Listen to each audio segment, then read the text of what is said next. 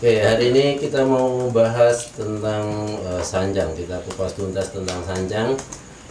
Buat teman-teman yang di Jogja mungkin udah kenal beliau, Pak Koko Santoso, dengan koleksi sanjangnya yang banyak dan ngolet-ngolet, expose road. Nah ini kali ini saya mau bikin konten sama beliau. Ini sekalian saya bikin konten untuk YouTube juga. Sekalian live juga di Facebook. Terima kasih buat teman-teman di Facebook. Oke, kita nanti nanya-nanya sama Pak Koko tentang sanjang. Teman-teman juga di Facebook boleh ikut partisipasi, boleh nanya-nanya di kolom komentar seputar bonsai sanjang. Oke, Pak Koko, untuk bahan bonsai sanjang ini menurut Pak Koko kelebihannya di mana dibandingkan jenis pohon yang lain, Pak Koko? Untuk di bonsai maksudnya. Kelebihan sanjang itu yang terutama ya, dia itu gampang kompak daun, jadi gampang mengecil daunnya, sehingga, ya? Iya, sehingga ya bonsai itu kalau karena dari ukuran pohon yang kecil, kalau daun itu mau kecil kan ada keseimbangan jadinya. Jadi itu salah satu kelebihan sanjang. Dan relatif pertumbuhannya juga kalau dia subur memang ya relatif cepat ya. Oke. Cuman ya penyakitnya memang tantangannya di situ. Oke. Iya. Nah, untuk sanjang sendiri, Pak, kalau misalnya di bonsai itu tahapannya bisa sampai mana, Pak Koko? Untuk kerapatannya itu. Kerapatannya dia relatif dalam hal ini tahapan ya. Tahapannya. Tahapan untuk perantingan tajuk itu kayaknya dia relatif sampai tahap 3, tahap 4. Bahkan kalau kita mau lebih detail lagi dan telaten, kayaknya sampai cici cangga ranting kasarnya seperti itu. Oke. Berarti bisa tahapannya bisa maksimal ya, Pak? Iya. Jadi sub-sub ranting itu iya, bisa tahapannya sampai tahap 4 tahap 5 kayaknya mampu. Oke. Dan saya seringnya mungkin kayak kita lihat di pameran gitu tampil dengan daun juga berani ya, Pak, karena ukurannya bisa mengecil itu ya. Iya. Dan sebenarnya kalau kita bicara bonsai, cuman ya ini maaf pendapat pribadi ya, kan banyak sekali orang di kontes bonsai itu menyajikan pohonnya dengan tanpa daun. Nah, di situ yang ya ini nggak tahu selera, nggak tahu gimana. Padahal sebenarnya kalau bonsai, ini pendapat saya pribadi, bonsai sebenarnya ya dengan adanya daun, kompak daun itu sama kecil semua, dan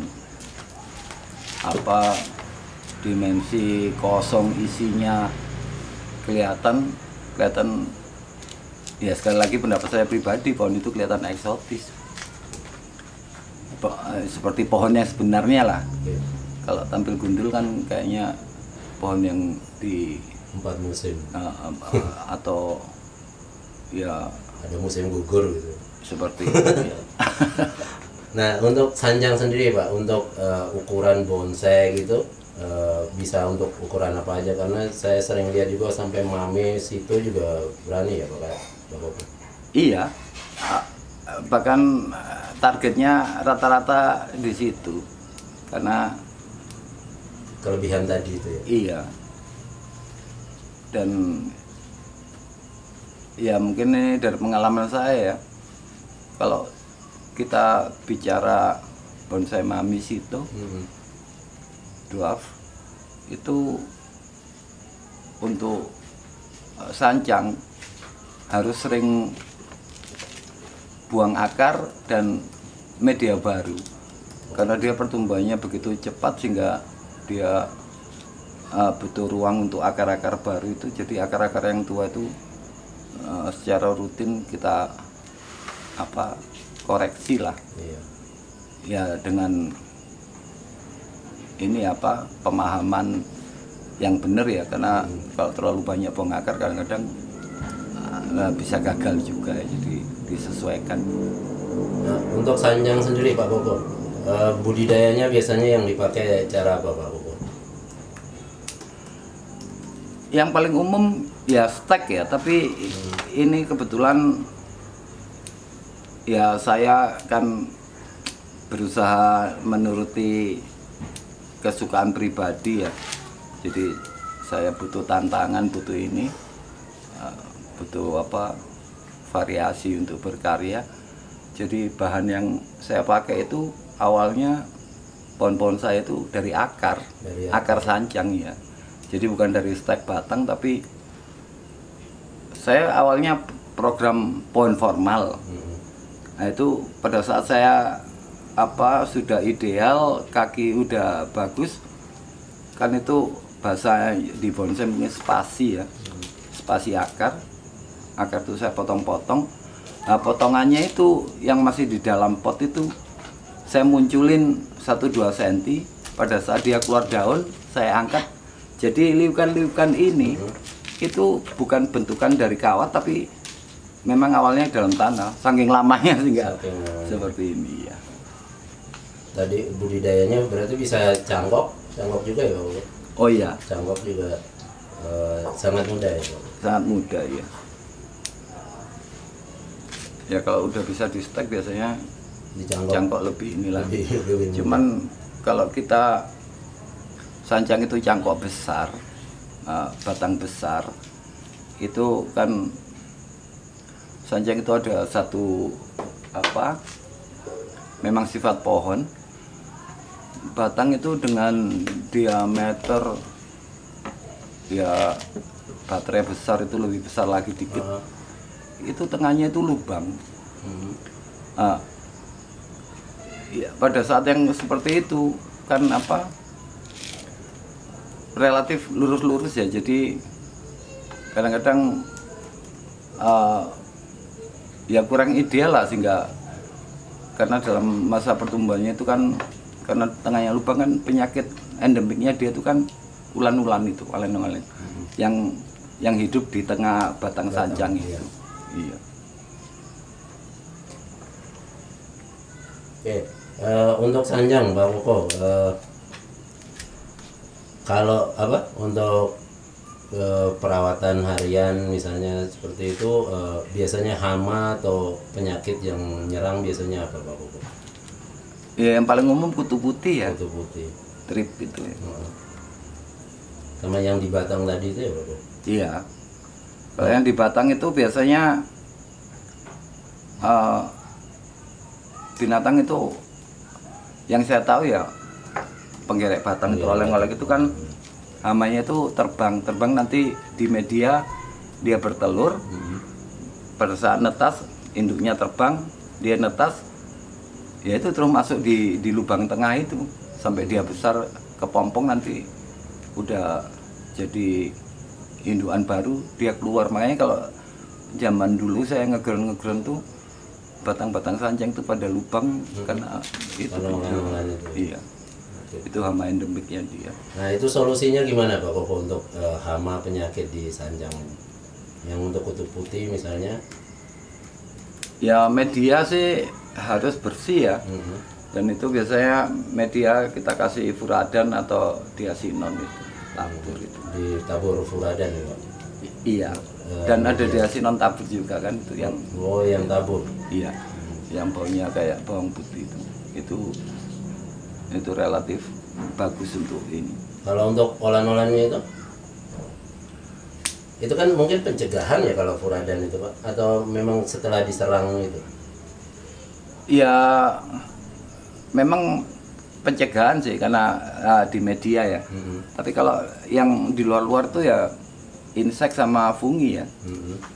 Fungisida ya? Iya, fungisida. Oke. Yang disemprot atau yang dioles seperti itu Pak? Kalau kita mau bagus yang dioles. Dioles di batang? Iya. Oke. Ya disikatin dulu, diolesin. Iya. Yang jelas ini apa? Sancang ini termasuk pohon yang agak rewel ya. Agak rewel. Iya, jadi apa? Pengendalian hamanya itu harus benar-benar rutin. Dan pupuk daun juga sih. Karena kalau dia lemah, pohon itu nggak subur. Makanya saya bilang tadi sering buang akar, sehingga pohon itu sehat, sehingga relatif bisa menahan penyakit endemiknya. Oke, berarti pemotongan akar itu ya Pak? Iya, Rutin ya, Pak? iya. Oke, biasanya patokannya gimana Pak Koko? Misalnya untuk waktu, oh ini waktunya buang akar atau potong akar udah penuh misalnya? Kita lihat dari fisik pohonnya. Fisik pohon, Ya, kita lihat dari pertumbuhan. daun ya, pertumbuhan daun, dia udah nggak mau naju atau apa, ya beberapa batang itu mengering apa, kelihatan kurang hara, sehingga istilahnya makanan akar itu sudah mulai berkurang. Ya. Di situ dia drop, pertumbuhannya kurang subur, itu sehingga penyakit apa sulit terkendali gitu. Oke, masih hubungannya dengan penyakit di Sanjang ini ada Mas Cemplon Satrio Sujati ini. Nanya ini Pak Koko di Facebook. Malam Om Is mau tanya caranya biar Sanjang nggak kena cabuk sama jamur, obatnya apa? Oke, tadi mungkin udah dijawab Pak Koko, bisa diulang lagi Pak Koko. Iya, insek itu kita bisa macam-macam ya, tapi ada satu jenis yang saya pakai yang mungkin nggak umum ya. Iya. Itu abemectin ya. Abemectin. Iya. Mereknya Jadi apa? bukan itu salah satu apa itu kandungannya. ya, Oke. kandungannya. Abemectin tuh kalau saya beli itu yang udah apa, yang masih murni abemectin ya, tapi kalau ada satu merek yang mengandung abemectin itu lupa saya apa. Karena saya udah nggak pakai, karena saya nyampur sendiri dengan yang lain. Jadi Berarti itu obat insektisida itu atau yang untuk iya, fungisida? insek ya. Kalau untuk fungisida jamurnya apa? Funginya? Bisa apa aja ya, Ah. bisa ya. Saya biasa kan pakai Nordok itu. Pakai Nordok terus Ada Stadio apa ya. Ada banyak Tapi ya jenisnya. kalau kita yang umum-umum aja nggak apa-apa. Nggak apa-apa ya. Antrakol sama diasinon itu. Diasinon. Apa? Ditan. Ditan. Oke, yang umum Ditan biasanya. Iya. Itu Mas Cemplon, salam kenal juga ini dari Lampung Tengah tadi Pak Koko. Oke, untuk Sanjang sendiri Pak Koko, untuk media tanam pakai apa ini Pak Koko? Kalau saya terbiasa sih pasir malang satu, terus kotoran bek satu bagian, ya, satu bagian lagi humus yang saya pakai biasanya kelenteng randu. kelenteng randu. Iya, Itu penggantinya apa ya Pak? Kalau misalnya nggak ada humus itu, yang lain humus daun gitu boleh? iya, ada daun bambu itu bagus. Ya kadang-kadang kita beli humus yang udah kemasan, yang udah fermentasi, Ya, udah fermentasi. pembusukan daun apa aja mungkin ya. Iya. Itu juga Bisa relatif ya? ini. Jadi terus ini apa, pasir malang itu yang kita pilih sebenarnya yang kasar ya. Yang kasar. Iya, yang kasar, jadi nanti pengisinya dari kotoran baik itu sama humus itu. Yang isi pori-porinya supaya tidak terlalu poros. Iya.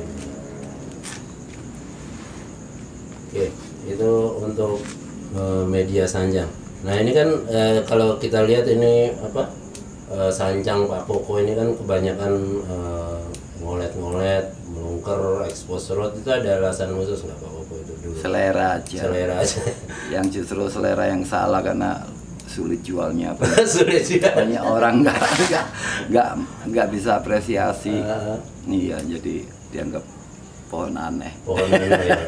Jadi untuk apresiasinya masih kurang Bapak ya. Iya, karena orang lebih suka batang tunggal kan, formal, jamur-jamur, payung-payung. Payung-payung jamur ya. Iya. Mungkin kurang cocok dibawa kontes gitu mungkin.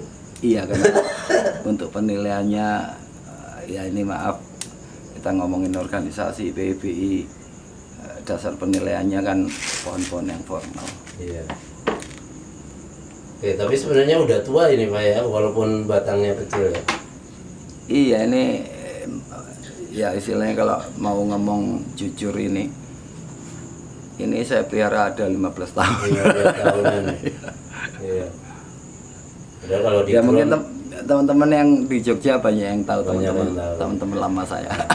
Padahal kalau di ground mungkin udah besar sekali ya Pak. Oke. Dan mungkin kemarin di videonya Mas Is itu kan ada video penjualan itu kan, saya ada sancang yang besar juga itu.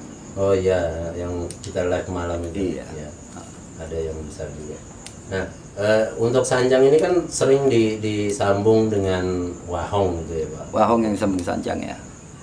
Wahong disambung sancang. Iya.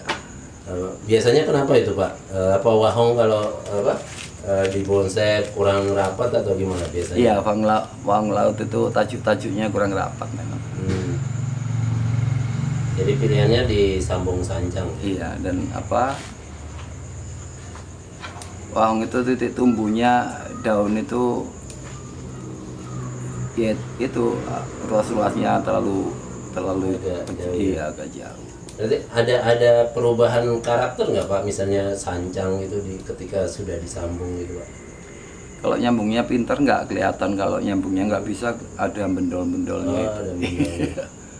Berarti tergantung teknik nyambungnya itu ya Pak? Iya. Nah biasanya wahong disambung sancang itu kalau untuk pameran kontes itu gimana Pak? Kita daftarnya itu wacang atau wahong atau sancang Pak? Iya, orang-orang kadang-kadang ngomong waceng ya, tapi kalau saya pribadi, dan ini kalau saya bicara dengan temen juri, kebetulan saya punya sahabat dulu almarhum Mas Nano itu, dalam hal pendaftaran itu yang di misalkan sambung apa aja, misalnya pohon apa aja ya, sambungan Anting Putri misalnya gitu. Itu ya, yang didaftarkan daunnya. Yang didaftar daunnya. Jadi yang kalau, di atas ya Pak. Iya, Bintao Anting Putri yang ngomongnya Anting Putri. Kalau wahong sama sancang ya ngomongnya sancang. Oke, berarti seperti itu kalau wahong sambung sancang yang didaftar ketika kontes itu sancangnya ya Pak. Iya, tapi ya ada yang ya itu ya, kadang saya lihat juga ada yang wacang gitu ya Pak. Ya udah oke lah. Tapi ini katanya teman saya itu yang juri itu daun yang dianggap ininya, dianggap jenis pohonnya. Nah ini kalau saya lihat gayanya mungkin ketika Pak Koko bikin ini kan cenderung ya ekstrim mungkin kebanyakan kita ngomongnya itu karena ngikutin bentuk awal batangnya apa gimana? Biasanya Pak Koko untuk meneruskan gerak dasar itu yang dilihat apanya Pak Koko? Dari sebuah bahan misalnya. Point of interestnya ya, jadi pohon itu kita lihat penampilan yang terbaiknya dari sisi mana, kita ikutin kemauan pohon. Jadi bakat pohon itu kemana, itu yang kita support arah itu. Jadi ya kebetulan saya yang namanya teori gaya itu saya nggak